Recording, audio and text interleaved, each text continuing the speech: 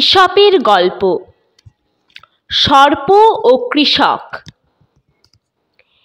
শীতকালে এক কৃষক অতি প্রত্যুষে ক্ষেত্রে কর্ম করিতে যাইতেছিল। সে দেখিতে পাইল এক সর্প হিমে আচ্ছন্ন ও মৃতপ্রায় হইয়া পথের ধারে পড়িয়া আছে। দেখিয়া তাহার অন্তঃকরণে দয়ার উদয় হইল।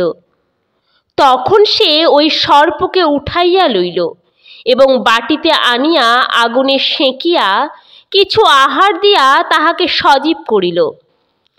সর্প এইরূপে সজীব হইয়া উঠিয়া পুনরায় আপন স্বভাব প্রাপ্ত হইল এবং কৃষকের শিশু সন্তানকে সম্মুখে পাইয়া দংশন করিতে উদ্যত হইল। কৃষক দেখিয়া অতিশয় ক্রুদ্ধ হইয়া সর্পকে সম্বোধন করিয়া কহিল, ওরে ক্রূর, তুই অতিশয় কৃতঘ্ন। তোর প্রাণ নষ্ট হইতেছিল দেখিয়া দয়া করিয়া গৃহে আনিয়া আমি তোরে প্রাণ দান করিলাম। তুই সে সকল ভুলিয়া গিয়া আমার পুত্রকে দংশন করিতে উদ্যত হইলি। বুঝিলাম যাহার যে স্বভাব কিছুতেই তাহার অন্যথা হয় না।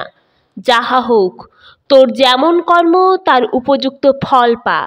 এই বলিয়া কুপিত কৃষক হস্তস্থিত কুঠার দ্বারা সর্পের মস্তকে এমন প্রহার করিল যে এক আঘাতেই তাহার প্রাণ ত্যাগ হইল। নীতি কথা, মরিলেও স্বভাব কখনো যায় না।